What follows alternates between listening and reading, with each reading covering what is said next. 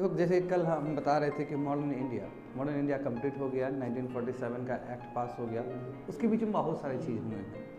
Cabinet mission आया है ना, ओएबल प्लान हुआ, फिर डिकी बर्ड प्लान हुआ, बात नहीं माना गया, फिर माउंटबेटन प्लान हुआ, 1000 से ज़्यादा मीटिंग्स हुए थे उसमें।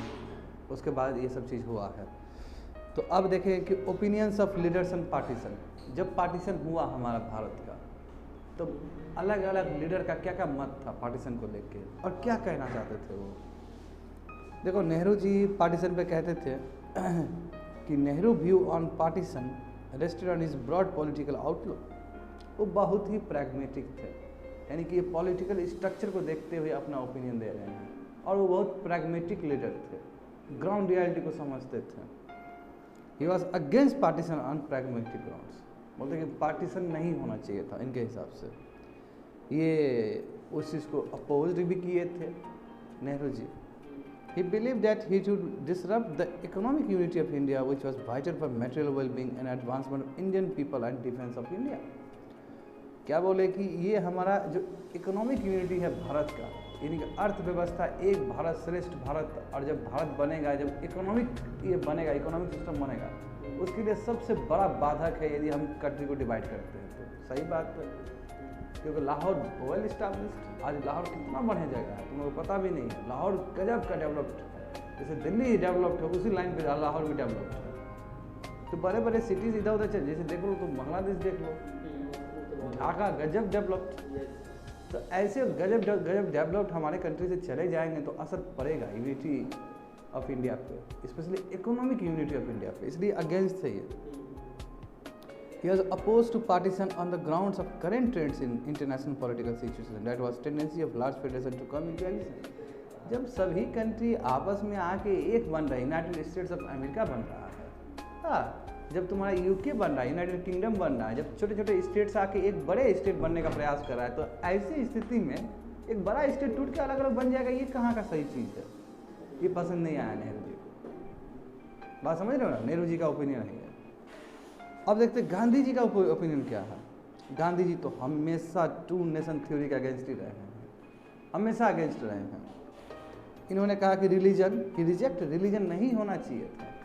रिलीजन कहीं बेसिक्स होना, क्योंकि हम हिंदू मुस्लिम सब साथ रहे हैं इतना साल से, कैसे हो सकता है। इनके लिए हिंदू और मुस्लिम कॉमन कल्चर शेयर करते हैं इस कंट्री में, सेपरेट नेशनलिस्ट नहीं है, ये अलग अलग देशवासी नहीं है, ये एक है। और इसलिए पार्टीशन के विरोध में थे Gandhi ji. His soul rebelled against the thought that Hindus and Muslims represent two antagonist culture। और ये हमेशा विरोध किए कि नहीं जी, हिंदू और मुस्लिम दो अलग कल्चर के है ही नहीं, ये सब दोनों एक साथ रहने वाले लोग हैं। इसलिए गांधी जी को रास नहीं आया। मौलाना आज़ाद साहब ये तो अंतिम तक अगेंस्ट ही थे। मौलाना आज़ाद साहब क्योंकि जो खिलाफत कॉन्फ्रेंस के वो थे, प्रिसाइड किए थे, याद करो, यहीं से वो लीडर मिले थे आगे जाके। ये भी पार्टीशन के अगेंस्ट थे। ये कंसिडर किए कि पार्टीशन एक नैरो व्यू है पॉलिटिकल एजेंडा का, पॉलिटिकल रिलेशनशिप का। ये गलत बात है, ऐसा नहीं होना चाहिए। इनके व्यू में हिंदू और मुस्लिम ने साथ साथ लड़ा है स्ट्रगल के लिए। मुस्लिम ने भी दिखाया है नेशनलिस्ट आउटलुक, ठीक है, ये अलग बात है कि इसका असर कम्युनल पॉलिटिक्स से पड़ा है, गंदे तरीके से पड़ा है कम्युनल पॉलिटिक्स की वजह से। और इनका जो व्यू था पार्टीशन पे was not aspiration people but result of unhealthy politics. ये लोगों का इच्छा और आकांक्षा की वजह से नहीं हुआ है पार्टीशन, ये अनहेल्दी पॉलिटिक्स जो इंडिया में हो गया, अंतिम में जाके इलेक्शन हुए हैं, इसका रिजल्ट है। कुछ लोग का वेस्टेड इंटरेस्ट पूरा करने के लिए पार्टीशन हो रहा है और हम विरोध करते हैं इस चीज़ का। ये मौलाना आज़ाद साहब का था जो पहला एजुकेशन मिनिस्टर बने थे, ठीक है। अम्बेडकर जी का क्या था, अम्बेडकर जी बोल रहे कि अभी तुमको बता दें, तुम चौंक जाएगा अम्बेडकर जी का। अम्बेडकर जी बोलते थे कि नहीं, पार्टीशन तो होना ही था, पार्टीशन तो होता ही होता है, क्योंकि दोनों साथ रह ही नहीं सकता हिंदू मुस्लिम। वो भी बहुत प्रैग्मेटिक थे, वो अपने हिसाब से व्याख्या किए, किसी का बात मानने क्या जरूरत है उनको, वो भी तो ग्राउंड रियलिटी देख ही रहे थे। इसमें नहीं दिया है, मैंने तुमको साइड से बता दिया, समझे ना, पूछता है कभी कभी। चलो, तो मैंने ख़त्म कर दिया, बस ओपिनियन बता दिया एक दो लीडर का कि क्या मानना था, बड़े बड़े लीडर का। पोस्ट इंडिपेंडेंस की बात करते हैं हम कि 1947 से लेकर 64 इस बीच में क्या क्या घटना घटे हैं और कहाँ कहाँ नेहरू जी फोकस किए हैं, क्योंकि देखते हो कल मैंने कितना बताया तुम लोग को इकोनॉमिक्स में कि जब भारत आज़ाद हुआ था स्थिति क्या था। अब होप सो रिपीट करने की जरूरत नहीं, जो बच्चे लोग सुबह 4-5 मॉड्यूल अटेंड किए हो तुम लोग सब जानते हो कि ग्राउंड रियलिटी क्या था। अब देखो अभी इंडिया नया जन्मा है, इन्फेंट डेमोक्रेसी भारत में आया है, उसके बावजूद भी हमने सबको वोटिंग राइट्स दे दिया। यही सबसे खूबसूरती बात है हमारा भारत में कि इतना पढ़ा लिखा इतना मूर्ख जनता है हमारा, उसके बावजूद भी हमने दे दिया। क्यों? क्योंकि हमने संघर्ष किया था इस चीज़ के लिए, इसलिए हमने दे दिया। बात समझे? तो इकोनॉमिक रिकन्स्ट्रक्शन कैसे किया जाए, कैसे जमींदारी सिस्टम को हटाया जाए। मैं हमेशा गोदान मूवमेंट चिल्लाते रहता था क्लास में, सब पढ़ेंगे, ठीक है ना, सब पढ़ेंगे, इसमें जानेंगे। जयप्रकाश नारायण का जो रहा है योगदान रहा है वो भी जानेंगे। तो देखो जमींदारी सिस्टम को हटाना और प्लानिंग कमीशन को लाना और पूरी तरीके से प्राइम ड्राइविंग फोर्स के तौर पे इंडस्ट्री को फोकस करना, और फिर 5th ईयर प्लान चला देना, फिर पहला इंडस्ट्री फिर एग्रीकल्चर, फिर दोनों में मिक्स करके। तो 5th ईयर प्लान वाला हम लाने ही वाले थे, जब क्लास वो हो गया हमारा नेक्स्ट ये मॉडल कवर करके इकोनॉमिक्स को कवर करके 5th ईयर प्लान का ही मेरा सोच था। और 5th ईयर प्लान आना बहुत ज़रूरी है, क्योंकि सिविल सर्विस में पूछता है 5th ईयर प्लान से रिलेटेड कि 5-5 साल का जो भी चला था उसमें क्या क्या किए गए थे, तो बहुत इंपॉर्टेंट था और पूरी तरीके से रशियन मॉडल से लिया गया था, समझे। तो इकोनॉमिक रिकन्स्ट्रक्शन कैसे हुआ इस कंट्री में, साइंस एंड टेक्नोलॉजी कैसे बढ़ा है। और जैसे ही भारत आज़ाद हुआ IIT का गठन हुआ है 1952 के आसपास, और IIT पहला खड़गपुर बना है हमारे भारत में, और IIT बना है MIT के लाइन पे बना है, Massachusetts institute of technology US का। तो देखो वहीं पे बात है।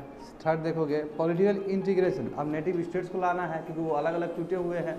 तो यहाँ बहुत बड़ा सरदार वल्लभ भाई पटेल का योगदान रहेगा। ऑपरेशन पोलो की बात हो, चाहे जूनागढ़ को साथ करने का बात हो, बहुत जद्दोजहद किए हैं। स्टेट रीऑर्गेनाइजेशन एक्ट 1956 का गठन हुआ है। कॉन्स्टिट्यूशन फ्रेमिंग करना है, हाँ आपको संविधान बनाना है, आज़ादी मिल गया, संविधान बनाना है, 3 साल लगभग लग जाएंगे हमको संविधान बनने में। फिर फॉरेन पॉलिसी हमारा अपना होगा, क्योंकि एक इंडिपेंडेंट कंट्री के लिए फॉरेन पॉलिसी होना कितना ज़रूरी है तुम लोग खुद जानते हो, है ना। तो डोमिनेंट स्टेटस का मतलब तो यही तो होता है कि हमारा अपना हो, है ना। सॉवरेनिटी का बात करते हैं, सॉवरेनिटी का मतलब होता है कि हमारा फॉरेन पॉलिसी अपने आप हम डिसाइड करें। यही था प्रीएम्बल में, जब तुमको प्रीएम्बल पढ़ाया गया था। तो नेहरू का जो रोल था एक हमारे फॉरेन पॉलिसी में, वो नाम था नॉन अलाइनमेंट मूवमेंट, क्योंकि 2 पावर ब्लॉक आगे बढ़ चुके थे, चाहे इधर USA हो चाहे USSR हो, है नाम। तो नॉन अलाइनमेंट, ना हम इधर जाएंगे ना उधर जाएंगे, हम इमर्जिंग कंट्री है, जस्ट अभी जवान हुई है, जस्ट अभी हम जन्मे हैं, डेमोक्रेसी वाला हमारा कंट्री है, हम इधर नहीं होंगे उधर नहीं होंगे, हम अपने हिसाब से चलेंगे। और उस तरह इजिप्ट भी था, बहुत सारे कंट्री एक आए हैं, ग्रुप करके आए हैं, बेलग्रेड कॉन्फ्रेंस हुआ है, बहुत तरह का बात है वहाँ पे। हाँ कोमल समझ में आ रहा है ना। का नाम हुआ इंडियाज़ का रोल यूनाइटेड नेशंस में क्या रहा है। फिर देखो क्या बोले, 4 दिन की चांदनी फिर अंधेरा, फिर इंडो चाइना वार हो गया, उससे पहले इंडो पाक वार हो गया। तो यार वार के वजह से बहुत दिक्कत हुआ है कंट्री को, बहुत यातना झेलना पड़ा। हम सेल्फ सफिशिएंट नहीं थे एग्रीकल्चर में, स्वामीनाथन का वो आया है, ग्रीन रेवोल्यूशन आया है। 62 में हुआ, हाँ 72 में हाँ, पाकिस्तान के साथ 2 बार हुआ था। बांग्लादेश 1971 लिबरेशन वार, वो भी तो पाकिस्तान के साथ ही हुआ था। सभी पढ़ेंगे, ठीक है। तो ये सभी तुम्हारा आज़ादी के बाद जो बड़े बड़े इवेंट्स हुए थे। अब देखो एस्पेक्ट 1 देख लो चलो। एस्पेक्ट 1 है कि इकोनॉमिक रिकन्स्ट्रक्शन में जानने का प्रयास होगा कि रूरल रिकन्स्ट्रक्ट करना, रूरल एरिया रिकन्स्ट्रक्ट करना बहुत ज़रूरी है। Planning for industrialisation, land reforms. Industrialisation कैसे होना चाहिए तुमको पहले ही बता दिया गया था क्लास में, इकोनॉमिक्स क्लास में, कि हमने प्राइम ड्राइविंग फोर्स के तौर पे हमने इंडस्ट्री को चुना। हाँ लैंड रिफॉर्म्स बहुत ज़रूरी है, अभी भी कहा था कि लैंड रिफॉर्म्स होना चाहिए, है कि नहीं है, बोला जाता है ना FDI को अट्रैक्ट करने के लिए। Yes. Vision for Nehru ji का क्या विजन था इकोनॉमिक डेवलपमेंट के लिए, इकोनॉमिक रिकन्स्ट्रक्शन के लिए, और सोशलिस्ट विजन ऑफ नेहरू। और नेहरू जानते हो कि सोशलिस्ट विचारधारा से काफ़ी प्रभावित थे USSR का, वो चीज़ फिर इम्प्लीमेंट कर रहा है। ये समझ में आ जाएगा तुम लोग को, क्योंकि इकोनॉमिक्स का थोड़ा ज्ञान है ना, इकोनॉमिक्स का ही ये तुम्हारा एक्स्ट्रापोलेशन है। तो देखते हैं, देखो रूरल कंस्ट्रक्शन में क्या क्या हुआ है, देख लो, थोड़ा सा देख लो ना, वहाँ पे मैप देख लेना, सुनना मेरा वॉइस, मैप भी देखते रहना वहाँ पे, अदरवाइज तुम वो हो जाएगा। देखो रूरल रिकन्स्ट्रक्शन, रूरल एरियाज़ को रिकन्स्ट्रक्ट करें, क्यों? क्योंकि 80 से क्या बोले 85% से भी अधिक रूरल एरियाज़ में ही है लोग सब। तो इकोनॉमिक रिकन्स्ट्रक्शन हुआ है, उसमें पूरी तरीके से रसिया का जो इकोनॉमिक प्रोग्राम था उससे पूरा प्रभावित है, यानी कि सोशलिज्म प्रिंसिपल से प्रभावित है। ग्रास रूट डेमोक्रेसी को उठाने का बात है, ये अलग बात है कि हम 73rd और 74th में जाकर हम संविधान में 1991-2 में जाकर लागू कर देते हैं, दैट्स अ डिफरेंट स्टोरी। मगर आज़ादी के बाद दिख गया था कि हाँ रूरल एरियाज़ के लिए काम किया जाएगा, ठीक है ना। तो यहाँ पे लोकल सेल्फ गवर्नमेंट का ही बात है, पंचायती राज सिस्टम को ही बात किया गया है कि कैसे उसको एनहांस करे और कैसे विलेज लेवल को सशक्त करे। अब देखेंगे हम लोग कि रूरल रिकन्स्ट्रक्शन में क्या क्या हुआ। तो लैंड रिफॉर्म्स लाने का प्रयास किया गया है, ऊपर देखोगे तो इसमें क्या है कि लैंड सीलिंग कर दिया गया। लैंड सीलिंग मतलब आपका इतना ही ज़मीन आप रख सकते हो, इससे अधिक नहीं रख सकते हो, होर्डिंग हो जाएगा अदरवाइज। हाँ जानते हो कि होर्डिंग हो जाता है तो क्या ज़मीन जितना रहेगा उतना पावर रहेगा, और जितना पावर रहेगा तो समझ लो इतना एक्सप्लॉइट करने का प्रयास रहेगा, इनइक्वलिटी आ जाएगा। और इनइक्वलिटी पसंद नहीं है क्योंकि नेहरू जी यूएसएसआर के प्रिंसिपल से पूरी तरीके से प्रभावित हो गए हैं। और यहाँ प्रयास करो, हर एक चीज़ का लिंक है उसका। देखो टेनेंसी रिफॉर्म्स लाए हैं, एक्ट 1951 का एक्ट लाए हैं। और देखो इसमें विनोबा भावे का गजब रोल है, गजब रोल है विनोबा भावे का। तुम लोग को बताएंगे, तुम लोग का छाती चौड़ा हो जाएगा ये सुन के कि विनोबा भावे ने क्या प्रयास किया था उस समय, गजब रोल प्ले किए थे, और थोड़ा देर बताएंगे। हाँ हाँ बहुत बड़ा नाम है, आज़ादी के बाद जो इन्होंने काम किया है हमारे भारत के लिए, गजब काम किया है, ठीक है ना। अब इनके बारे में डिटेल्स भी तुम पढ़ सकते हो। देखो रूरल इंडिपेंडेंस जो कर्ज में डूबा, जमींदारी सिस्टम एवरीथिंग, क्योंकि जो भारत को दिया गया, सौंपा गया कि ये लो भारत, तो भारत तो पूरी तरीके से खोखला पड़ा हुआ है, स्थिति खराब है। क्यों? पीजेंट्स लोग का हालत ख़राब है, जमींदारी, परमानेंट सेटलमेंट, ये सेटलमेंट, वो सेटलमेंट की वजह से तुम्हारा कमर्शियलाइजेशन, एग्रीकल्चर पूरी तरीके से चौपट है ना। इंडिगो रिवोल्ट हुआ, क्या नहीं हुआ, और अंतिम में दिया गया तो पूरा खोखला है। तो ये जो रूरल इंडिपेंडेंस है उसको ख़त्म करना कैसे करें, एग्रीकल्चर रिफॉर्म्स लाना, हाँ पूरी तरीके से एग्रीगेरियन रिफॉर्म्स लाना, कोऑपरेटिव यानी कि रसिया का लाना, कोऑपरेटिव सब एक साथ आगे करेंगे तो अच्छा काम रहेगा। फिर प्लानिंग फॉर इंडस्ट्रियलाइजेशन हुआ, उसमें प्लानिंग कमीशन बना उसके लिए। अब पहला फर्स्ट ईयर प्लान चला जहाँ पे एग्रीकल्चर को ही फोकस करने का बात था। जब प्लानिंग कमीशन हुआ तो उससे एनडीसी भी आए, नेशनल डेवलपमेंट काउंसिल्स भी आए हैं उसको सहयोग करने के लिए। तो इस तरह का बात हुआ इकोनॉमिक रिकन्स्ट्रक्शन, स्पेशली हमने विलेज एरिया को टारगेट किया है। अब देखो ब्रिटिश लेगेसी ने अनडाउटली इंडिया को बहुत ही स्टैग्नेटेड और अंडर डेवलप्ड इकोनॉमी दिया कि ये लो बाबू तुम लॉलीपॉप खाओ, बुरा वाला लॉलीपॉप, ये गंदा वाला लॉलीपॉप तुम खाओ। और जब हमारे फ्रीडम फाइटर्स आए देखे तो यार कंट्री तो पूरी तरीके से खोखला, आप करे तो करे क्या, एक गजब का एक रिफॉर्म्स लाएंगे तभी हो सकता है। Because it was due to the effect of colonialism, but after independence, the beginning of nation building was initiated by the economic reconstruction carried by Nehru ji. Nehru ji was the architect of economic development in India, and he was influenced by socialist ideas. Therefore, his vision was socialist vision. Very simple ना। इसमें क्या कहने का मतलब है कि colonialism के असर के वजह से पूरा भारत दिक्कत में था, और उस चीज़ को ख़त्म करने के लिए इकोनॉमिक रिकन्स्ट्रक्शन लाए गए हैं। और इकोनॉमिक रिकन्स्ट्रक्शन में नेहरू जी का सोशलिस्ट प्रिंसिपल दिखता है तुम लोग को, और उसी प्रिंसिपल को लेके आगे बढ़े हैं।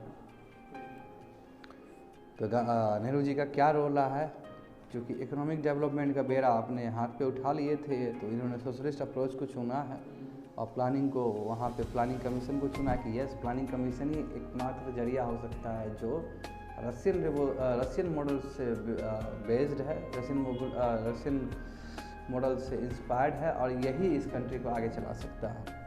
तो प्लानिंग फॉर इंडस्ट्रियलाइजेशन एक दूसरा एलिमेंट था इकोनॉमिक रिकन्स्ट्रक्शन के लिए।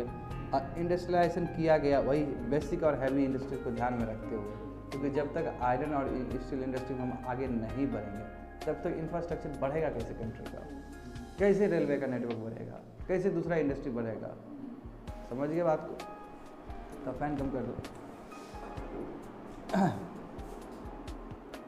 Establishment of democratic socialism, democratic socialism होगा जी। यहाँ पे सोशलिज्म भी है डेमोक्रेसी में। डेमोक्रेसी मतलब क्या, स्टेट का इंटरवेंशन।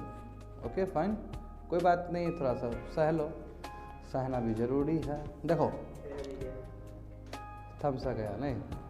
देखो अब देखो यहाँ पे रसिया का, देखो यहाँ थोड़ा सा वो भी ध्यान देते रहना, गधा वो भी ध्यान देखते रहना। रसिया का जो सोशलिज्म है, हाँ ये तो पूरी तरह स्टेट कंट्रोल इकोनॉमी है। इंडिया डेमोक्रेसी है, वो भी डेमोक्रेटिक सोशलिज्म कहा जाता है। और डेमोक्रेसी मतलब होता है लिबरल आइडियाज़, और जो कि कैपिटलिज्म वाला होता है, यानी कि तुम समझ रहे हो कि डेमोक्रेसी में तुम इंटरफेयर कर रहे हो स्टेट के तौर पे, क्योंकि करना पड़ा, सिंपल सी बात, हम करना पड़ा क्योंकि स्थिति हमारा ऐसा था। तुम लोग को एक चिपकाते ना लाइन कि कोई बेवफा नहीं होता है, कुछ कारण रहे होंगे अंकित, कुछ कारण रहे होंगे।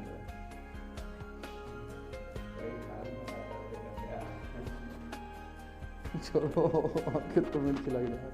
देखो तो बहुत अच्छा दिमाग में आ रहा था। देखो 42nd अमेंडमेंट एक्ट हुए हैं, ठीक है, जैसे मैंने तुमको बोला है 42nd अमेंडमेंट एक्ट क्या चीज़ के लिए होता है, इसी से रिलेटेड था तुम्हारा।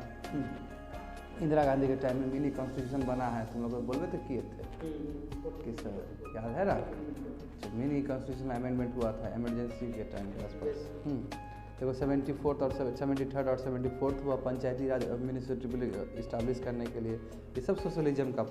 तो हमारा कंट्री बोला सोशलिज्म क्या, कल पूछे थे ना सोशलिस्ट कैसे बता सकते हो, कल क्वेश्चन पूछे थे सोशलिज्म हमारे कंट्री में कैसे हो। देखो इस लॉ के आधार पर भी बोल सकते हो, प्रीएम्बल है हमारे पास, वो भी सोशलिज्म का बात करता है। DPSP है हमारे पास, फंडामेंटल राइट्स में आर्टिकल 14 है जो कि पॉजिटिव डिस्क्रिमिनेशन का भी बात कर देता है। मद्रास हाई कोर्ट का जज कभी बताया था तुम लोग को, हाँ, तो नॉन नाम है, नाम मतलब किसी को फेवर नहीं करेंगे एंड सो जमींदारी सिस्टम को हटाना भी एक सोशलिज्म का ही प्रतीक है ताकि लैंड सेलिंग ना हो। तो आगे देखते हैं प्लानिंग फॉर इंडस्ट्रियलाइजेशन के लिए प्लानिंग करना।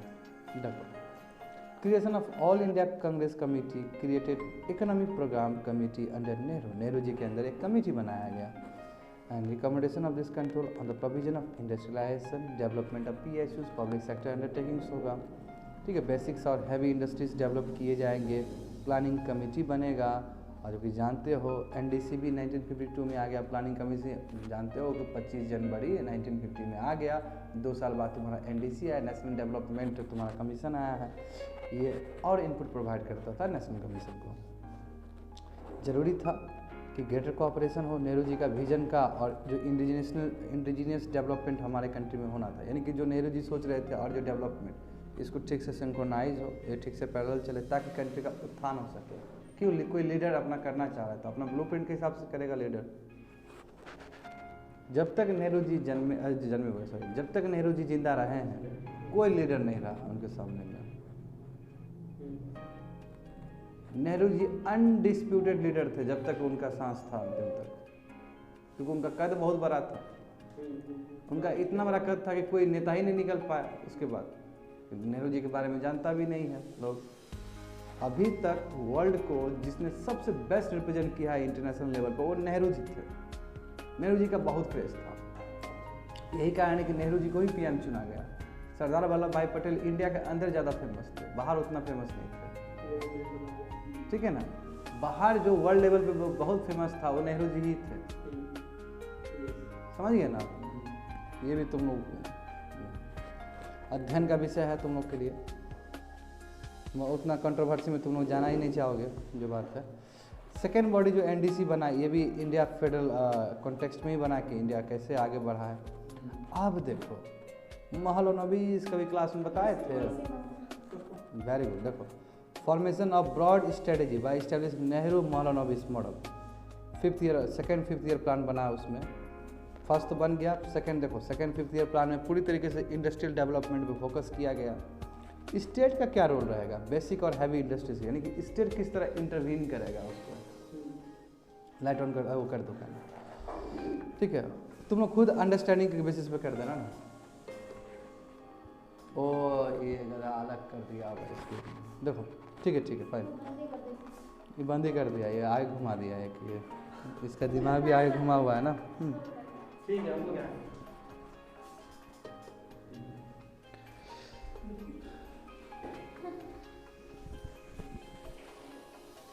देखो तो क्या स्टेट का क्या रोल रहा है बेसिक्स एंड हैवी इंडस्ट्री में, ठीक है।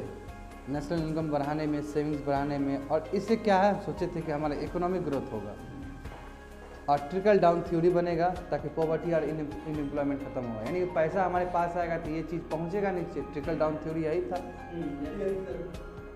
पीसी मौलानबी कौन थे जानो? ये बंगाल से थे, ये स्टैटिक से, डेटा से जुड़े हुए थे। पहले ये बताए थे मार्क्सिस्ट थे और सोशलिस्ट इन बिलीफ। पूरी तरीके से इनका विचारधारा था सोशलिज्म को लेकर।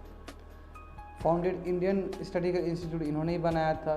सेकेंड और थर्ड डॉक्यूमेंट भी तैयार किया था और इनके हिसाब से the model focus on public sector and their role. Public sector undertakings पे इनका भी ध्यान था और यही सोच रहे थे कि नहीं, यही सबसे बेस्ट उपाय रहेगा जिस हिसाब से कंट्री का स्थिति है अभी। फर्स्ट 5th ईयर प्लान जो 1951 से 56 तक गया था, ये पूरी तरीके से जो इम्बैलेंस थे इकोनॉमी में उसको सुधारने का प्रयास था। और इरिगेशन प्रोजेक्ट देने का प्रयास है ताकि एग्रीकल्चर जो इतना ह्यूज डिपेंडेंट है जिसके ऊपर, उसको ठीक से इरिगेशन प्रोवाइड किया जाए और लोग ठीक से सिंचाई करें। और सिंचाई करेगा तो इकोनॉमिक एक्टिविटी बढ़ेगा ही बढ़ेगा।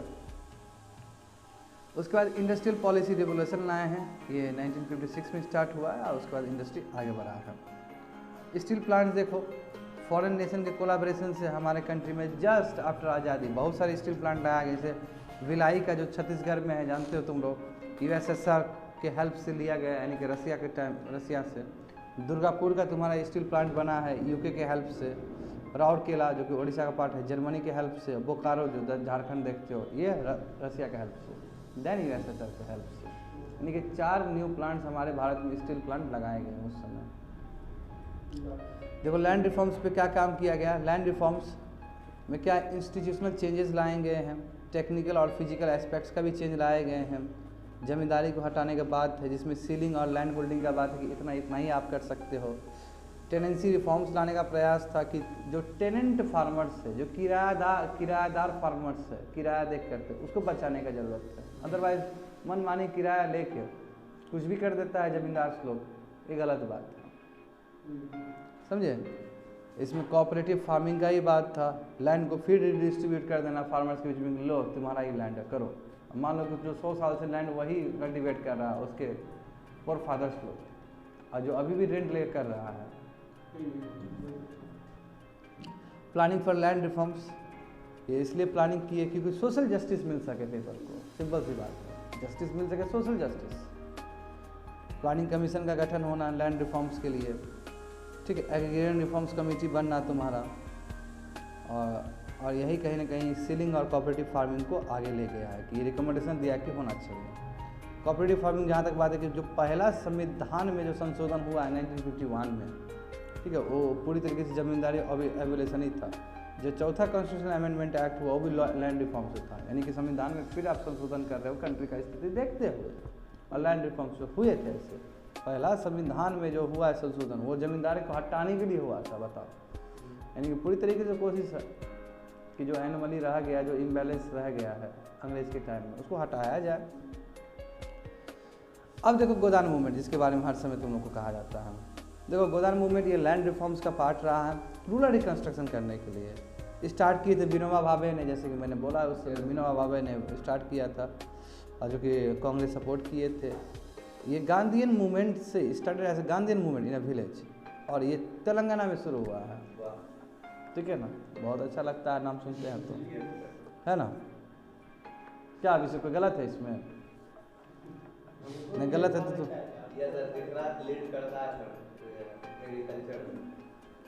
देख रहे हो, कल 3rd MSP का भी बता दिए थे 62%। हम भूलेंगे हम कैसे भूल जाएंगे, तो समझ रहा है ना। हमारा तो अब इज्जत का सवाल हो गया ना। देख रहे हो मज़ा लूट रहे हैं और कुछ नहीं, ज़बरदस्ती जहाँ मज़ा नहीं है वहाँ लूटो और अपने आप को खुश रखो किसी तरह। अब सर्वोदय समाज देखते हैं, सो इम्पॉर्टेंट। देखो ये गांधीयन मूवमेंट का एकदम एक प्रिंसिपल रहा है। इम्पॉर्टेंट जो लीडर है जयप्रकाश नारायण, वाह, JP नारायण। बिहार को तो कभी तुम लोग कम मत समझना, ठीक है ना। बिहार के बारे में अध्ययन भी किया आता है, सोशल रिवोल्यूशन को लेकर। सत्ता जब पूरा भारत में पलटा वो बिहार से ही शुरू हुआ था, ठीक है। लोग अब थोड़ा अलग हो गए हैं, मगर नेवर नो। देखो यहाँ की देखो मुखर है लोग, ये तुमको मानना पड़ेगा। लोग मुखर है, लोग अवेयर भी हैं। प्लेटफॉर्म नहीं मिल पाता है, मगर ज़्यादा दबाओगे तो उठेगा, फिर जनता उठेगा। देखना इतना भी बुर्बक नहीं है जितना बुर्बक समझते हैं लोग यहाँ की जनता। ठीक है ना, जब उठ गया आपने, जब पीक पे आ गया तो बाबू तो हो जाएगा फिर तो अच्छा का पानी पिला देगा। ठीक है, तो जरूरी है कि थोड़ा सा कंबाइंड फोर्स, एक बड़े लीडर का उदय होना और वो कंबाइन करना। मतलब सबसे बड़ी बात है कि बड़ा औधा लेवल का जो लीडर है उसको उदय होने ही नहीं देता है लोग है ना। तो वो तो अब बड़ा जो कोई उठेगा उसके लिए पहले से एक प्रोमिनेंट फेस होना पड़ेगा और उसका एक इंटरनेशनल सपोर्ट या नेशनल सपोर्ट होना होगा, तभी जा कुछ हो सकता है। अदरवाइज हम लोग की तरह झुटपुटिया वाला कोई उठेगा तो बाबू उठने से पहले ही वो चल देगा। हाँ, अब फ्रजाइल हो गया है ना, कंडीशन बहुत फ्रजाइल है। सोचते कैसे होगा, चलो कोई बात नहीं है, होगा पढ़ने लिखने से ही होगा। अल्टीमेटली स्लो है मगर होगा इसी से। देखो हालांकि सर्वोदय समाज का जो गठन 100 से हुआ है, मत तेजी से यूपी बिहार में आग पकड़ लिया। यूपी बिहार में गजब काम किया है और नया कैरेक्टर बना है तुम्हारा। ग्राम दान मोमेंट बन गया ये कि हम अपना लैंड है दान दे रहे हैं, जाओ। और गजब हुआ है ये, इसका गजब सक्सेसफुल हुआ है। पता है ये उड़ीसा में स्टार्ट हुआ और गजब सक्सेसफुल हुआ, यानी कि बड़े बड़े लैंडलॉर्ड्स आ रहे हैं कि ठीक है हम ज़मीन दे रहे हैं, जाओ। मगर जब एनालिसिस किया गया तो ज़मीन जो दिया गया अनफर्टाइल ज़मीन दे दिया गया था। बताए थे कभी आपके पढ़े थे, ये रोना है। तो लोग तो यही एक तो है कि ओ खाना है तो खाना खिलाओ खिलाओ खिलाओ, पता चला वो 2 दिन का पहले बासी था। तो सौतेला व्यवहार, ह्यूमन बीइंग है, ह्यूमन बीइंग, क्या करोगे, तो नहीं देना चाहता। इंसान का फितरत समझो ना, गजब है यार। दिखाने का दांत कुछ और रहता है, नहीं अंदर का दांत कुछ और रहता है। गजब है यार। होमो सेपियंस धरती का बोझ है। देखो रूरल रिकंस्ट्रक्शन, लैंड रिफॉर्म्स जो बोला मैंने, कोऑपरेटिव इन मिल्क, देखो कितना अच्छा बात है। खेरा से स्टार्ट हुआ, गुजरात से, पटेल जी के इंस्टेंट से, मोरारजी देसाई के उससे। मोरारजी देसाई उस समय एक्टिव थे। खेड़ा डिस्ट्रिक्ट तुम्हारा कोऑपरेटिव, वहाँ पे मिल्क प्रोड्यूस यूनियन लिमिटेड बना था, जिसके बारे में एक बार तुम लोग को वो भी बताए थे हम, एडिटोरियल भी आया था। क्यों इतना आखिर फेमस हुआ अमूल, कैसे फेमस है अमूल, पूरा भारत में एक ब्रांड है अमूल का। हाँ, लास्ट में इसका नाम अमूल रख दिया गया 1955 में। आगे देखो, formation of soil and water conservation research institute बना भारत में 1954 में, देहरादून में। Central arid zone research institute बना है 1956 में। पावर को डिसेंट्रलाइज किया गया, यानी कि पूरी तरीके से लोकल सेल्फ गवर्नमेंट को भी सशक्त करने का बात है इसमें। एंशिएंट इंडिया देखो, अब मैं तुमको थोड़ा बताता हूँ। आप देखो, तुम लोग खुद समझो कि यदि हम पंचायती राज सिस्टम का बात करें तो हमारे कंट्री में था प्रेजेंस। हम तो बोलते हैं कि वैदिक एज में भी था, अर्ली वैदिक एज में सभा समिति था कि नहीं था। लेटर वैदिक एज में ना सभा समिति ख़त्म कर दिया गया और उसमें किंगशिप वाला प्रिंसिपल आ गया और फिर वो आगे बढ़ के महाजनपदास का रोल ले लेता है। एंशिएंट इंडिया में भी अंग था। यदि मैं मॉडर्न इंडिया की तरफ खींचूँ तो मोय रेजुलेशन था, रिपन का रेजुलेशन था, है ना, तुम लोग को पढ़ाया गया है। बलवंत राय कमेटी लास्ट में बना है आज़ादी के बहुत साल बाद, और इसे पंचायती राज सिस्टम आ गया, 3 टायर इंस्टीट्यूशन, इसमें विलेज पंचायत, जिला परिषद, ये सब चीज़ आ गया है ना। ठीक है, अभी बिल्कुल अभी भी वही चलता है। तो रूरल कंस्ट्रक्शन हमारा जो हुआ था 1952 में स्टार्ट हुआ। ये प्रोग्राम बेस्ड था पीपल पार्टिसिपेशन के ऊपर लेके। The programme was because of contribution जो मायो ने दिया, बहुत पहले वाले लोग सब दिए थे। बलवंत राय मेहता कमेटी का गठन होना, इसका रिकमेंडेशन होना, पंचायती राज सिस्टम हमारे भारत में आना, and so on. Next part क्या है कि इकोनॉमिक रिकंस्ट्रक्शन का क्या सिग्निफिकेंस रहा है। तो एक तरह से ये बेसिस बना इंडस्ट्रियलाइजेशन के लिए। पब्लिक सेक्टर यूनिट्स अंडरटेकिंग से आगे बने, बड़े बड़े डैम्स आए, हीराकुंड डैम बना, तुम्हारा इंस्टीट्यूशनल चेंजेस आए एग्रीगेशन स्ट्रक्चर में, पावर डिसेंट्रलाइज हुआ। मतलब लिमिटेशन देखो कि जो फोकस पूरी तरीके से सेकेंड 5th ईयर प्लान में हमने इंडस्ट्री पे कर दिया, ये फेल कर गया पूरी तरीके से, क्योंकि और उसके बाद पब्लिक ये पंचायती राज इंस्टीट्यूशन भी ठीक से काम नहीं कर पाया, लैंड रिफॉर्म्स भी उतना अच्छा नहीं हो पाया जितना हम सोचे थे, टेनेंसी रिफॉर्म्स भी उतना अच्छा नहीं हो पाया जितना हम सोचे थे। आगे बढ़ जाओ, साइंटिफिक डेवलपमेंट बात करते हैं। अब साइंटिफिक डेवलपमेंट में क्या क्या रोल रहा था, उसमें फिर से जवाहरलाल नेहरू का ही एक इम्पॉर्टेंट रोल रहा है। नेहरू चीफ आर्किटेक्ट थे साइंटिफिक डेवलपमेंट का भी, ठीक है। इनका 3 पर्सनैलिटी के साथ गजब का एक बॉन्डिंग था, एक मौलानबी के साथ, जहांगीर बाबा के बारे में तुम लोग को बोलते थे जो न्यूक्लियर साइंटिस्ट थे, कल भी बताए थे तुम लोग को, और एक भटनागर करके थे, वो भी गजब साइंस एंड टेक पे ही काम किए थे। तो साइंटिफिक जो पॉलिसी रेजोल्यूशन प्रेजेंट किया गया था 1958 में, और एक यही फ्रेमवर्क बना, यही एक ढांचा तैयार हुआ कि कंट्री में किस तरह साइंटिफिक डेवलपमेंट होना चाहिए। कंट्री साइंटिफिक डेवलपमेंट नहीं होगा, बड़ा बड़ा इंस्टीट्यूट नहीं बनेगा, बड़ा बड़ा इंफ्रास्ट्रक्चर डैम के रूप में नहीं बनेगा तो नहीं हो पाएगा। तो ये एक तरह से यहाँ से department of scientific research and national laboratory बना है, और यहाँ पे एक्सपेरिमेंट किए जाएंगे और इसी तरह आगे बढ़ेगा। जैसे देखो एटॉमिक एनर्जी एजेंसी 1948 में इस्टेब्लिश किया गया, जिसके चेयरमैन भाभा साहब थे, जहांगीर भाभा साहब थे ना, महाराष्ट्र से थे। अभी तुम लोग पढ़ते हो कि council of scientific and industrial research CSIR पढ़ते हो कि नहीं पढ़ते हो? CSIR हर समय करंट अफेयर्स में आता, उसी समय गठन किया गया चीज़ है ये, ठीक है। ये एटॉमिक एनर्जी फोकस था, वो किए थे। फर्स्ट न्यूक्लियर रिएक्टर बना है तुम्हारा क्रिटिकल 1956 में, ठीक है। फर्स्ट एशिया का फर्स्ट है तुम्हारा, बिल्कुल वहीं का है। रॉकेट लॉन्चिंग फैसिलिटी बना है तुम्हारा तमिलनाडु में। फर्स्ट IIT गठन वही बताए थे खड़गपुर में 1952 में हो गया। IIT वही MIT के लाइन पे बना हुआ है ना। और भी बहुत सारे डिफेंस के लिए काम हुए हैं। उसमें कृष्णन मेनन का जो काम हुआ, कृष्णन मेनन के बारे में प्रिंस ने एक बार बहुत अच्छा दिया था, याद करो, प्रेजेंटेशन बहुत बढ़िया दिया था कृष्णन मेनन का। बहुत बड़ा नाम है, ठीक है। तो फॉरेन पॉलिसी तो देखो, तो इसमें क्या देखने का प्रयास है, नेहरू रोल। अब इश्यूज देखो कि role of Nehru in making Indian foreign policy, yes. अब दूसरा करेंगे कि इंडिया का फॉरेन पॉलिसी नेहरू जी का, कि नेहरू जी का फॉरेन पॉलिसी कैसा रहा, नाम क्या है, रिलेशन कैसा रहा नेबर के साथ, principle of non alignment, Indo China war, Indo Soviet का कैसा रहा रिलेशन, इंडिया यूनाइटेड नेशंस का क्या रहा, हमारा सिग्निफिकेंस फॉरेन पॉलिसी क्या रहा, और उसका लिमिटेशन क्या रहा। ये सब फॉरेन पॉलिसी है नेहरू जी का, समझिए बात को। अब देखो फॉरेन पॉलिसी में जहाँ बात करें हम, तो नॉन अलाइनमेंट, हम किसी भी सुपर पावर के साथ नहीं जाएंगे, ना हम US के साथ जाएंगे, ना USSR के साथ जाएंगे।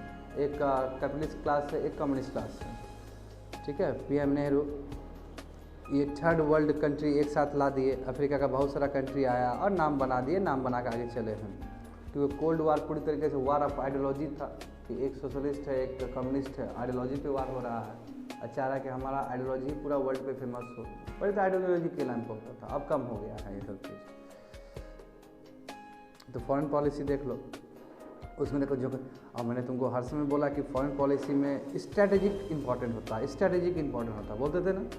स्ट्रैटेजी कहाँ से आता है, ज्योग्राफी फैक्टर से आता है। देखो तो यही बताया कि क्या क्या इंस्ट्रूमेंट थे फॉरेन पॉलिसी का। तो ज्योग्राफिकल फैक्टर है, कल्चरल फैक्टर है, स्ट्रैटेजिक फैक्टर है, इकोनॉमिक फैक्टर है कि कैसा ट्रेड रिलेशन है हमारा, ठीक है। आगे बढ़ जाओ। अब देखो इंडिपेंडेंट इंडियाज़ फॉरेन पॉलिसी, ठीक है। जवाहरलाल नेहरू का वर्क है, उसमें दिखता है, ठीक है। नॉन अलाइनमेंट रहेंगे, पंचशील डॉक्ट्रिन बनाया गया चाइना के साथ, पंचशील 5 समझौता, 5 प्रिंसिपल, जहाँ पे एक दूसरे के टेरिटोरी को हम सम्मान करेंगे, भाई वाला रिलेशन रहेगा, है ना। हिंदी चीनी भाई भाई नारा भी दिया गया उस समय, ठीक है। मगर क्या हुआ, पीछे से पीठ में छुरा मार दिया गया, ठीक है। दलाई लामा का भी उसमें बहुत बड़ा इश्यूज़ है। ये इंडिया भी उसको रिप्रेजेंट करता था और दिखाता था कि यस हमारा इंटरनेशनल जो भी हो रहा है उसका हमारा क्या रिएक्शन है। तो नाम बना के, पंचशील बना के, हम अभी भी शांति में ही बिलीव करते हैं, समझे। प्रिंसिपल ऑफ नॉन अलाइनमेंट देख लो कि न्यूली इंडिपेंडेंट नेशंस हैं हम, हम नॉन अलाइनमेंट करना चाहते हैं। हम डेवलपिंग कंट्रीज जो थर्ड वर्ल्ड कंट्रीज है, अभी जस्ट जो न्यूली इंडिपेंडेंट हुआ वो एक साथ आना चाहते हैं। ठीक है, तो सुकान देखो जैसे कि एग्जांपल है कि वही अब्दुल जमाल जो इजिप्ट के थे, नसीब, वो भी साथ आए हैं। नाम फॉर्म हुआ बेलग्रेड कॉन्फ्रेंस में जो तुम लोग को बोला गया है 1961 में। ठीक है, इसमें देखो ऑब्जेक्टिव क्या था कि इंडिपेंडेंट फॉरेन पॉलिसी होना, जो भी थर्ड वर्ल्ड कंट्रीज अभी जन्मे उसका अपना हो, कोई बिग पावर डिक्टेट ना करे सॉवरेनिटी को। समझे बात को? अपार्थाइड नहीं होना चाहिए, कॉलोनियलिज्म नहीं होना चाहिए। ठीक है, एनी काइंड ऑफ डोमिनेशन नहीं होना चाहिए। ठीक है, नाम विल नॉट इंडिफरेंट, यानी कि अलग नहीं है। हम ये कर रहे हैं जरूरी है क्योंकि हम सुपर पावर के साथ कंपेयर नहीं कर सकते हैं। ठीक है, और हम यदि किसी भी सुपर पावर में जाएंगे तो हमारा स्ट्रक्चर खराब हो जाएगा। क्योंकि अभी जस्ट न्यूली इंडिपेंडेंट, जब तुम जन्मे ही हो तो तुमको हीरो बनने की क्या जरूरत है? तुम कभी बहुत सशक्त करोगे, तुम्हारा पॉपुलेशन इतना बुरा स्थिति में है, पूरा फोकस करोगे कि अभी कंट्री कितना आगे बढ़ाएं। वही, और हैंगओवर भी बहुत गंदा हैंगओवर है ना, उसका हैंगओवर बहुत खराब हैंगओवर है। तो voice against international conflict, India ने रेज किया कि हम इंटरनेशनल पीस को सपोर्ट करते हैं। कोरियन वार 1953 का हो गया, साउथ कोरिया और नॉर्थ कोरिया में बहुत बड़ा दिक्कत। तो इंडिया ने कोशिश किया कि सीज फायर हो, वहाँ पे उल्लंघन ना हो। सीज फायर मतलब क्या है कि समझौता है, अब कोई फायर नहीं करेगा बॉर्डर एरियाज पे। कृष्णन मेनन फार्मूला चला वहाँ पे, जो कि अप्रिशिएट किया गया यूनाइटेड नेशन में कि हाँ कृष्णन मेनन का फार्मूला बहुत सही है। ठीक है, इंडिया ने ऑल्सो रेज किया अपना वॉइस वियतनाम वार में, जहाँ पे पूरी तरीके से यूएस से पूरा इन्वॉल्व था और वहाँ पे बहुत गंदे तरीके से यूएस हार के वहाँ से निकला है। हाँ, तो समझ में आ गया कि हीरो बनने से नहीं होता, आप हीरो वहीं तक ठीक थे। वियतनाम में तो बाबू यूएस की इज्जत ही चला गया। यूएस जो इतना उछल रहा था, वियतनाम में हार के गया, वो निकला वहाँ से। तो ज़रूरी नहीं कि आप सुपर पावर हो तो आप हमेशा ही सुपर पावर रहोगे हर कंट्री में, कोई ज़रूरी नहीं है। अफगानिस्तान में पानी पिलाया कि नहीं पिलाया? अफगानिस्तान में कोई नहीं जीत पाया अभी तक, नहीं जीतेगा ना जी। तो आदमी मारना ही नहीं होता है ना, क्या है 4-5 आदमी है, गांव में घुस जाएगा, फिर आएगा, फिर मार देगा, चल देगा अपना। इतना आसान नहीं कि ऊपर ड्रोन से छोड़ दिया, यानी कि कोई बोल रहा है तो नक्सलाइट को मारना है। इतना आसान है? नक्सलाइट को मारना होता कब कब मार के खत्म कर देता। इतना आसान नहीं होता है जी। जब भारत सरकार अनाउंस करती है कि हमने नक्सल पे काबू पा लिया, 3 दिन बाद दूसरा इवेंट, जैसे हमारे 20 सैनिक मरे थे कि नहीं मरे अभी, तो फिर हाँ बताओ। Chhattisgarh, India also raised voice, Vietnam के अगेंस्ट भी बात उठाया था, बताओ। ठीक है, इंडिया ऑल्सो बोला कि अफ्रीका का बहुत सारा कंट्री उसको इंडिपेंडेंट करिए। तो देखो, जिसको फ्री में आज़ादी मिलता है ना, वो कभी भी रूल अच्छा से नहीं कर पाता है। अफ्रीकन कंट्रीज के साथ यही हुआ, वो लोग लड़ाई नहीं, संघर्ष ही नहीं किया। अब बाद में इंटरनेशनल प्रेशर की वजह से उन लोग को मिल गया, अब फिर चलाना ही नहीं आया उन लोग को। वो तो थैंक्स है हमारे फ्रीडम फाइटर को, वो चला है, क्योंकि वो देश का महत्व समझे कि कितना मुश्किल मिला है देश, कितना मेहनत किए हैं, पागल होकर मेहनत किए तब जाके देश मिला है। कोई चीज़ आसानी से मिल जाता है तो उसका वैल्यू नहीं समझता है कोई।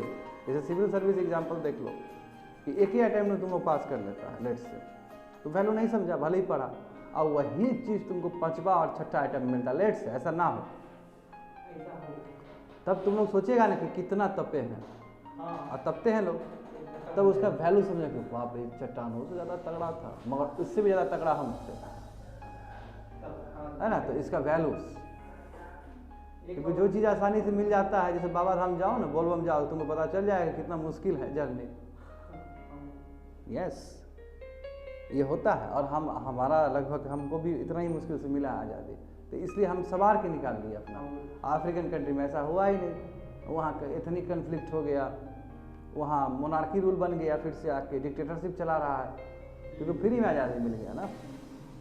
अभी हमारे लोग को दिक्कत क्या है, हमारे लोग भूल गए, जो भी फ्रीडम फाइटर्स थे वो तो अपना जीवन काट के चले गए, और कोई इंस्पिरेशन भी नहीं लिया उनसे, और कोई आज़ादी का डेफिनेशन भी नहीं लिया। यहाँ तो बैठ के आदमी आज़ादी का डेफिनेशन अलग अलग देता है बैठ के, आज़ादी का मीनिंग ये है, आज़ादी का मीनिंग वो है, मगर रियल आज़ादी का जो मीनिंग था वो तो पूछो जाके फ्रीडम फाइटर को, क्या उन्होंने जद्दोजहद किया था उस समय। समझ में आ रहा है अंकित? आज़ादी का मतलब ये नहीं कि मॉल घूमते रहे हैं।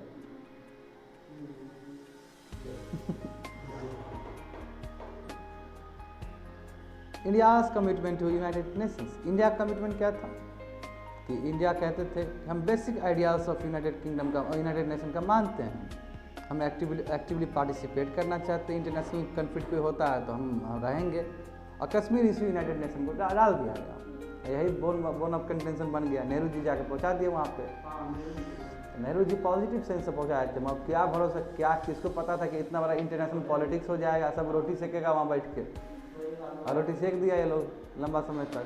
तो थैंक्स टू मोदी जी, कैसे कैसे करके उसको निकाला गया। तो हम तो कहेंगे कि एक भारत श्रेष्ठ भारत, अखंड भारत जरूरी भी था एक तरह से, जिस हिसाब से फिल्ट्रेशन हो रहा था। हमारा सबसे बड़ी बात है कि हमने जब कश्मीर को 2 भाग में तोड़ा तो कितना इन्फिल्ट्रेशन कम हुआ, ये भी एक डिबेट का इशू है। कुछ नहीं हुआ है ग्राउंड रियलिटी में, तो कुछ क्यों नहीं हुआ, इस पर चिंतन होना चाहिए था। खाली मीडिया को आप वहाँ पहुँचने नहीं दिए तो गलत बात है। क्यों? क्योंकि लोकतांत्रिक देश है आपका। हाँ चलिए, शुरू में तो आपको करना होगा, शुरू में इंटरनेट बंद करना होगा, बाद में नॉर्मलाइज कर दो सभी चीज़ को, है ना। तो ये सभी चीज़ कहीं ना कहीं एक ब्लॉट बन जाता है डेमोक्रेसी के लिए, और यही कारण है कि बहुत सारे इंडेक्स में हमारा कंट्री पीछे चला जाता है। बिल्कुल।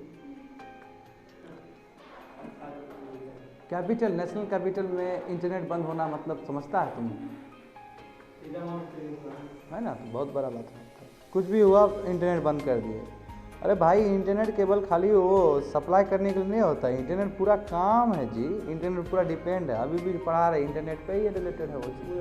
तो फिर है ना, देखो इंडो सोवियत को इक्वेशंस अब developing in second half of 1950, यानी कि हम बड़ा भाई हमेशा रसिया को बोले हैं कि नहीं बोले हैं, क्योंकि रसिया ने बहुत हेल्प किया है, तो प्रिंसिपल उसका अपनाए हम लोग। नेहरू विजिट किए यूएसएसआर में, हाँ वहाँ विजिट किए हैं। यूएसएस सपोर्टेड इंडिया, यूएसएस ने सपोर्ट किया कश्मीर इशू पे भारत को, ठीक है। MiG-21 एयरक्राफ्ट भी दिया है, एग्रीमेंट साइन हुआ 1962 में, और भी बहुत सारा मिलिट्री सपोर्ट इंडिया को मिला है।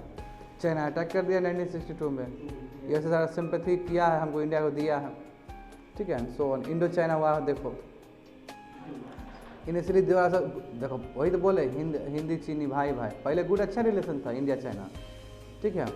इंडिया सपोर्टेड चाइना, इंडिया ने इनफैक्ट चाइना को सपोर्ट किया था कि इसको यूनाइटेड नेशन सिक्योरिटी काउंसिल में मेंबर बना दीजिए, इंडिया ने सपोर्ट किया था फॉर में। अभी देखो चाइना सब भूल गया ये चीज़। 1954 में इंडो चाइना ट्रीटी साइन हुआ, जिसमें पूरी तरीके से इंडिया ने रिकोगनाइज किया, ठीक है टिबेट पे आपका है, मान रहे हैं कंफ्लिक्ट की करना, क्योंकि अब वो लूट लिया उसका नहीं था। दलाई लामा आए थे शरण लेने मांगने के लिए, बोला हम कुछ नहीं कर सकते हैं क्योंकि हमारा कंट्री उस अभी सेंस में नहीं है, क्योंकि फॉरेन पॉलिसी हमारा अभी फ्रेंडली रहेगा, ज़्यादा बेटर है। और आपकी वजह से हम लड़ेंगे तो फिर कंट्री हमारा दिक्कत में चला जाएगा। पंसिल एग्रीमेंट हुआ, पीस ट्रीटी साइन हुआ 1954 में, नेहरू जी चाओ से मिले थे, ठीक है। कॉन्फ्रेंस हुआ, चाइना ने ऑक्यूपाई किया टिबेट को, दलाई लामा भाग के भारत में आए शरण लेने के लिए, ये पहला फ्लाइट था।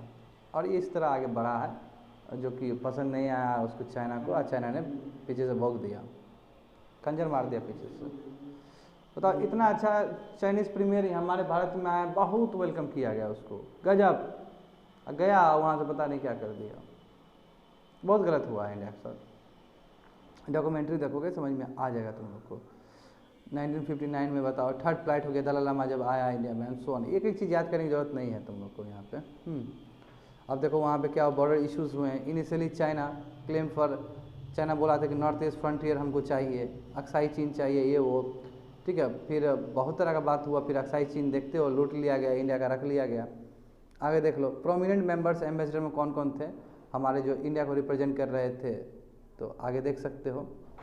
KM पारिकर थे चाइना एम्बेसडर, चाइना के एम्बेसडर थे। लक्ष्मी पंडित थी US एम्बेसडर थी। S राधाकृष्णन थे USSR के एम्बेसडर थे। कृष्ण मेनन, ये सब फॉरेन एम्बेसडर हैं, जो IFS कहते हो, इंडियन फॉरेन सर्विस वाला। तो इतना कुछ तुमने देखा, वार भी हो गया। तो क्रिटिकल एनालिसिस क्या कहना चाहते हो फॉरेन पॉलिसी का? तो नेहरू जी ने ज़्यादा तो प्रेफरेंस ही दिया नॉन अलाइनमेंट मूवमेंट को। पंसिल पूरी तरीके से फेल कर गया, तभी तो 1962 का इतना बड़ा युद्ध हो गया, अक्साई चीन हमारा चला गया, बहुत सारा लैंड हमारा उधर चला गया। इंडो पाकिस्तान कन्फ्लिक्ट को रिजॉल्व नहीं कर पाया उनका फॉरेन पॉलिसी, वो फिर भी हुआ है। नेहरू को क्रिटिसाइज़ किया गया कि आपने ठीक से स्टैंड नहीं लिया इंडो चाइना कन्फ्लिक्ट पे, ठीक है ना। और तुम लोग को पार्लियामेंट का हमने बताया था वो स्पीच की कांग्रेस नहीं धोया है। वो बोला कि कोई बात नहीं, नेहरू जी का स्टेटमेंट था कि कोई बात नहीं, ज़मीन भी गया है तो अनफर्टाइल ज़मीन गया है, तो तो कांग्रेस जो दूसरे मेंबर थे वो बोलते हैं कि मान लीजिए कि आपका एक उंगली पैरालिसिस हो गया, उसको काट के फेंक दे तो क्या सही होगा? तो नेहरू जी भी चुप हो गए थे उस समय, और जबकि कांग्रेस ने ही विरोध किया था इस चीज़ को उठ के। अच्छा नहीं लगा लोग को, इतना लड़े हैं, फाइट किए हैं आज़ादी के लिए, इतना मेहनत की है लैंड के लिए, वो चला गया। कैसे चला गया? सवाल तो उठेगा ही, प्राइम मिनिस्टर हैं आप, अब लीडरशिप, बोल्ड लीडरशिप है। अब बहुत टेंशन में आ गए थे नेहरू जी, रियलिटी है, बहुत टेंशन में। कई लोग तो कहते कि इतना टेंशन हो गया कि डेथ भी हो गया इनका, 1962 के बाद ही डेथ हुआ है इनका, बहुत सदमे में चले गए थे नेहरू जी। तो देखो कंट्री के लिए सोचता है वो सब, अब हो जाता है, अब इंटरनेशनल लीडर है तो कितना कंट्री को संभालना पड़ता है, कभी कभी आपका डिसीजन गलत हो सकता है ना, बस ये कि आप प्राइम लाइट में हैं इसलिए आप फोकस में आ जाते हैं, होता है जी। अब नेहरू जी का कहाँ सोचे थे कि यूनाइटेड नेशंस में हम कश्मीर का इशू डाल देंगे तो इतना बड़ा बात हो जाएगा। अब देखो उसका जनरेशन भुगता है उस चीज़ को। अब देखो फोर्थ पार्ट क्या कि किस तरह नेटिव स्टेट्स को इंटीग्रेट करना। अब देखो 562 बिग और स्मॉल नेटिव स्टेट्स थे जब आज़ाद हुआ था भारत, ठीक है, और ना ब्रिटिश इंडिया का पार्ट थे वो। तो अब क्या हुआ, कैसे इंटीग्रेट किया गया? 562 नेशन स्टेट्स हैं, बोला गया कि या तो आप पाकिस्तान ज्वाइन कर लो, आप इंडिया ज्वाइन कर लो, या फिर इंडिपेंडेंट रहो।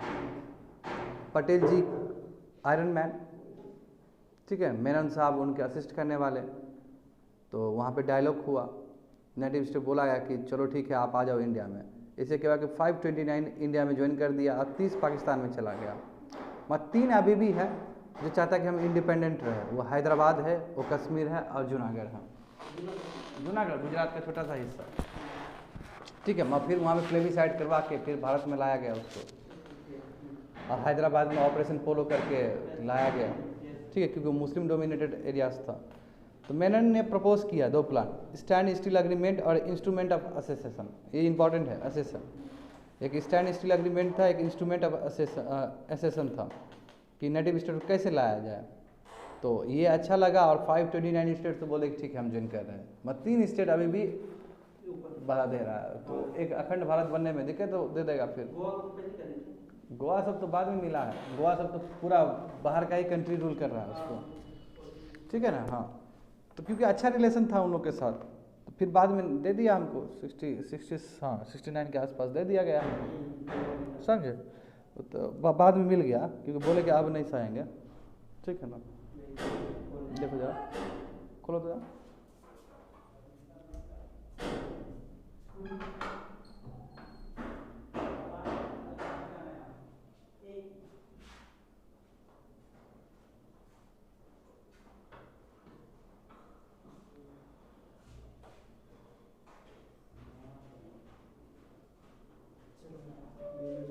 देखो उसके बाद क्या हुआ, देखो हैदराबाद निज़ाम रूल कर रहे थे, ठीक है। पीपल चाहते थे इंडिया को ज्वाइन करना, वो निज़ाम ज्वाइन करा ही नहीं रहा था और पाकिस्तान के साथ क्लोज था। अब कहाँ उधर पाकिस्तान इधर इंडिया कहाँ हो सकता है? एक तो बांग्लादेश आप खुद ही ले लिए हो, ऐसे थोड़ी छोड़ेगा, वही ना। ये बहुत बड़ा कंटेंशन हो गया था। ऑपरेशन मिलिट्री मोबिलाइजेशन लगवा दिए, 1.5 दिन में ले लिए, दिखा दिया औकात निज़ाम को, ठीक है। तो रेफरेंडम, जूनागढ़ में रेफरेंडम हुआ, पीपल ने ज्वाइन कर लिया आराम से। तो वहाँ देखो, जहाँ तक सवाल है कश्मीर का, तो वहाँ महाराजा हरी सिंह थे। जब उधर पाकिस्तान अटैक किया तो ये दौड़ते हुए आया इंडिया की तरफ, महाराजा हरी सिंह। तो बोला ठीक है आप हमारे पार्ट आ जाइए, हम आपको हेल्प कर देंगे। बोला ठीक है, आ गया।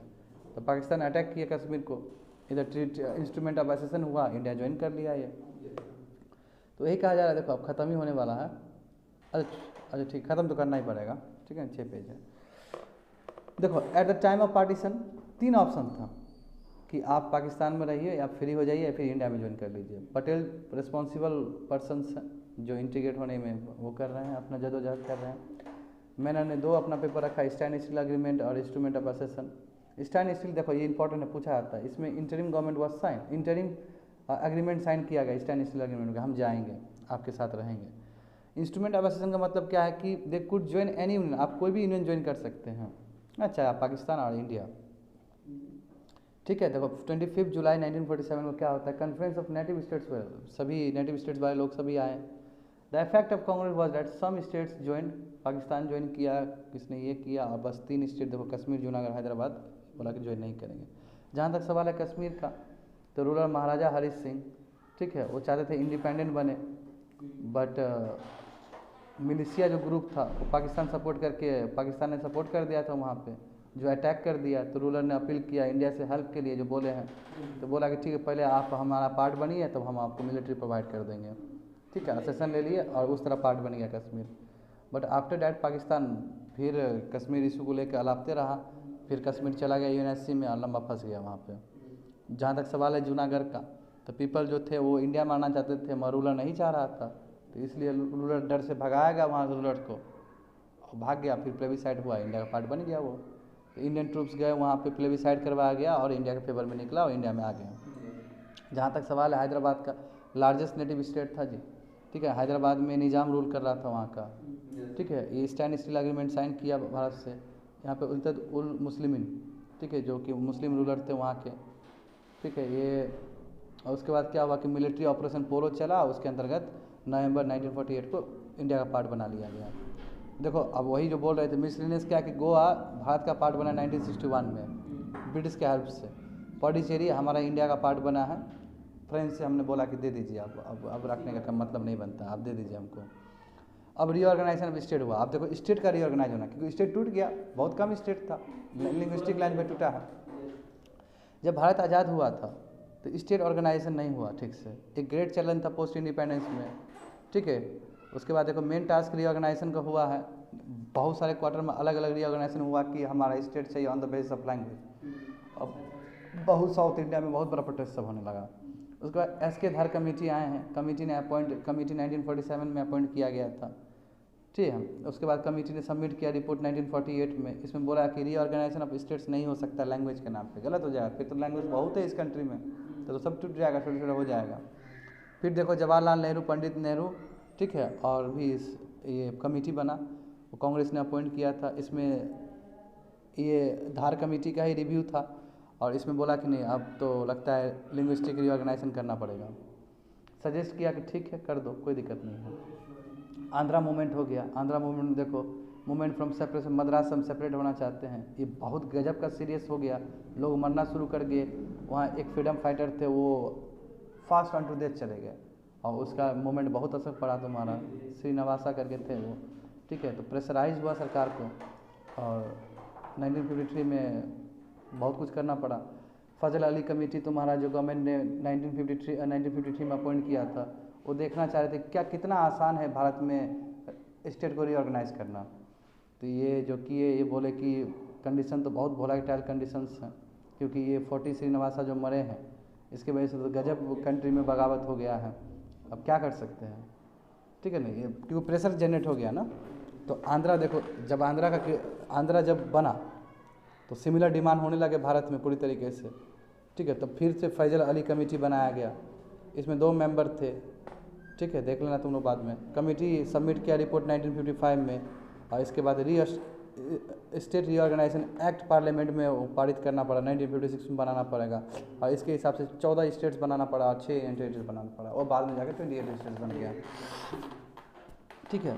Report rejected. फिर बोला कि पंजाब और बम्बई को भी तोड़ो, तो ये मना कर दिया कि ये नहीं करने देंगे हम। पंजाब में क्या रिएक्शन हुआ, पंजाब में इसका रिएक्शन हुआ कि अब्दाली तुम्हारा forwarded the demand of Punjab state but among political, मना कर दिया गया पंजाब में। नेहरू बोले कि नहीं ग्रेटर पंजाब सही है, कांग्रेस को नहीं तोड़ेंगे, क्योंकि पंजाब में खालिस्तान इशू सब चल रहा था, ठीक है। Demand was not, Nehru ji के टाइम में तो नहीं अपनाया इस चीज़ को। लेटर 1966 में पंजाब और हरियाणा भी टूटा है, ठीक है, जिसका कैपिटल तुम्हारा चंडीगढ़ बना है दोनों का। बम्बई देखो, बम्बई में भी हुआ है ये चीज़, रिएक्शंस हुए हैं, तो इसके लिए बम्बई को तोड़ के फिर बम्बई, गुजरात और यूनियन टेरिटरी मुंबई सिटी का बना था, फिर बाद में चेंज हुआ है। प्रोटेस्ट कंटिन्यू रहा है, फिर आगे जाके बहुत कुछ हुआ। फाइनली 1960 में नेशनल गवर्नमेंट ने गुजरात को अलग से क्रिएट किया, महाराष्ट्र को अलग क्रिएट किया, महाराष्ट्र को कैपिटल दे दिया बम्बई का। यानी कि इतना इस हिसाब से पहले गुजरात और सौराष्ट्र रीजन सब एक था। ये सब ट्राइबल एरियाज़ का इंटीग्रेट होना, नेहरू जी ने बहुत काम किया है ट्राइबल एरियाज़ के लिए। नॉर्थ ईस्ट फ्रंटियर एजेंसी बना है 1948 में। मेघालय को ऑटोनोमस एरियाज़ दिया गया, ठीक है, आसाम से हटाया गया उसको, फिर नागालैंड को एक स्टेट बनाया गया 1963 में। और उसके बाद झारखंड मूवमेंट भी चला है 1953 में, और बाद में आके 2000 में जाके झारखंड अलग बनता है भारत से। That's it. झारखंड तो उस समय नेहरू जी के टाइम में नहीं बना था, झारखंड तो अटल जी के टाइम में बना है। ठीक है, दैट्स इट। मैंने पूरा मॉडर्न इंडिया कवर कर दिया है। एक बार अच्छे से पढ़ोगे जाकर समझ में आ जाएगा सभी चीज़।